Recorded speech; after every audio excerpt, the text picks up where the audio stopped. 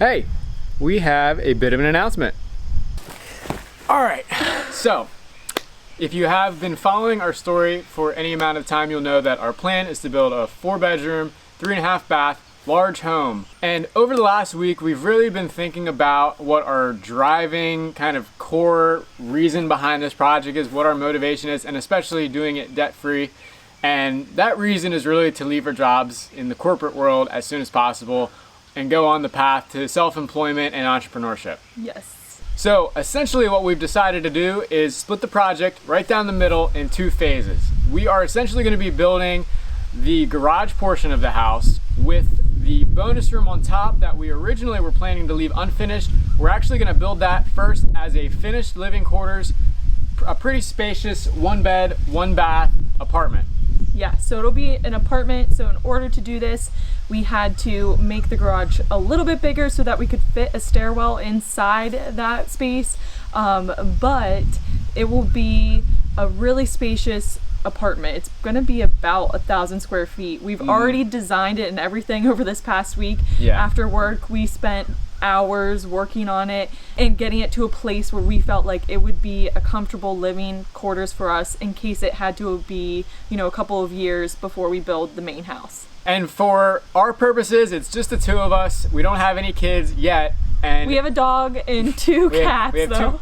3 fur children. But it's going to be plenty for just the 2 of us. With any amount of kids in the picture, it's going to be way too tight. And that's why we're building it, so that it's basically ready to add on to, and it's all laid out in advance for that. Not only were we thinking about our core goal for this project of trying to leave corporate America, but we are also thinking about and angsting about how difficult the project with the full house would be without any construction experience and working full-time. So with the smaller footprint, it feels a lot less intimidating to both of us, and knowing that we kind of have like a trial run also feels better. Well, yeah, we definitely haven't built anything of this scale before. I've done minor projects, renovations, a little bit of framing here and there, but it'll be a good kind of warm up, and it will be manageable with our full-time jobs. And really, it's gonna make the much larger house build, I think, a little bit less stressful, and especially if we have the time and we're not trying to commute back and forth to work 5 days a week. I think that will really benefit us in the long run, and it will, even though we're making the project last a little bit longer as a whole, I think it'll be a lot more enjoyable. Yeah, and that's another thing. Like, we're only gonna build a house once. Fingers crossed. And so we want to be able to enjoy the process. And I sit at work and I think about it and I'm like, dang, I really don't want to be stressed this whole time about, are the contractors doing the right thing when we're not there, all that kind of stuff. So we kind of wanted to put that full house build off. Obviously, this process is really just fluid for us. Like, we're not sure when that full house will be built. We could change our minds in like 3 months from now and decide to go back to it. No. I don't think so, but I don't think I am. Yeah. So it's just, that's the nice thing about being our own GCs is we do have this fluid design process. Yeah, that's and with doing it debt free, it's very flexible. But yeah, so that's kind of where we're at now. But we do expect to still break ground next spring. We're gonna get going on the living quarters above the garage as soon as we can. Yeah. And I think the smaller footprint too will help us not only save a lot of cost in the short term, but also allow us to do a lot more ourselves. And I think that realistically we can probably finish that project up from starting in spring to the end of 2022. So maybe about 8 months total. Yeah. Another thing with starting the project next year still is that we're going to incur a lot of our major costs next year, even with building a smaller footprint, because we still have to put in our septic, we have to finish up the well, we have to trench and get all of our mechanicals installed, and that's going to be in a portion of the garage. So we're going to be incurring a lot of costs next year, even with having a smaller footprint, and it'll make it a little easier for us once we go to the main house build, because a lot of that major work will be done. Yeah, a lot of the cost in building in a rural setting is utilities, water, septic, and electric. Yeah. So with that already all run, even to a smaller place, the mechanical rooms can essentially be shared between the large and small house, and that mechanical room will already be done when we start the large house. Just one less thing to worry about. Yeah.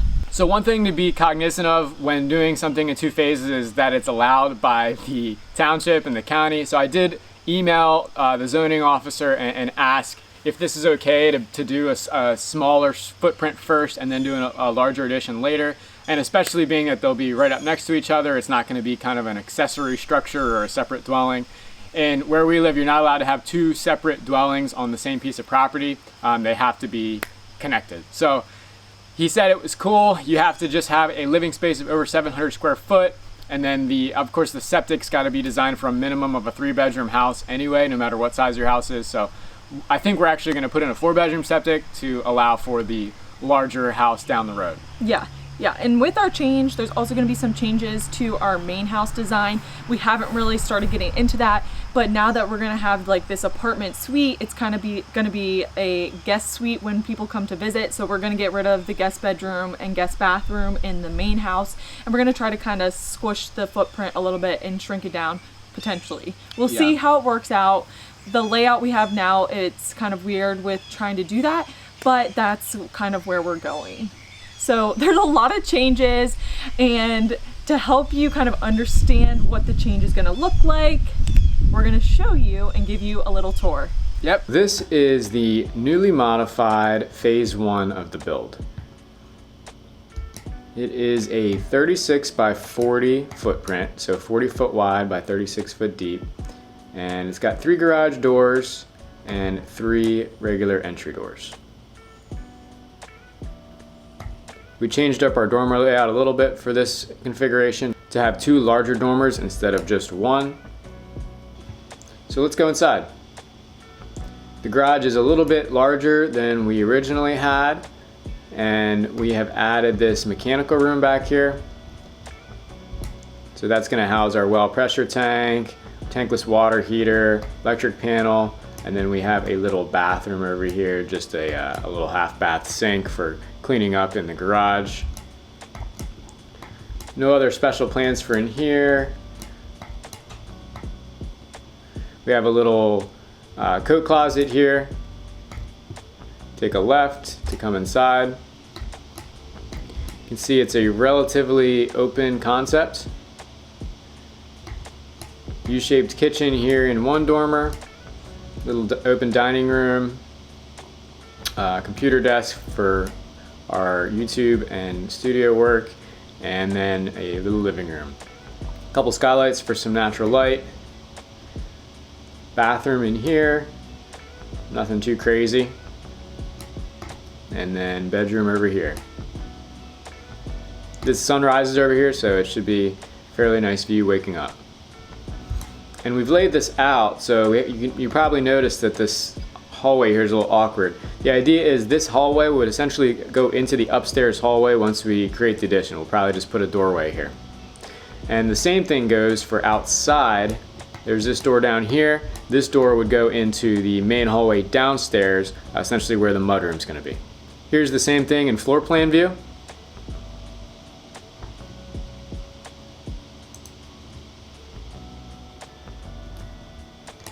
Right now it is a total of 930 square foot of living area. It's not including these little attic spaces here.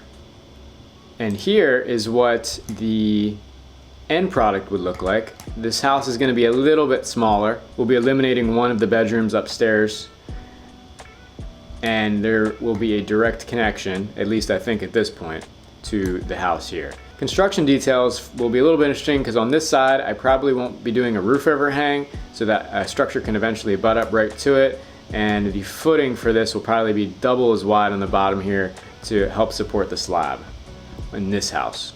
So that's basically it on the tour. If there's anything that jumped out to you that you would change or think would be a better layout, feel free to put a comment below. thank you so much for watching. Definitely let us know what your thoughts are on our change in the comments below.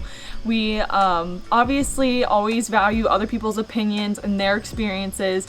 We've been renters our entire life or living with someone else, so if you have experiences that you would say, no, that's not a good idea, or yes, that's a great idea, or add this to your plan or remove this, we want to hear from you guys.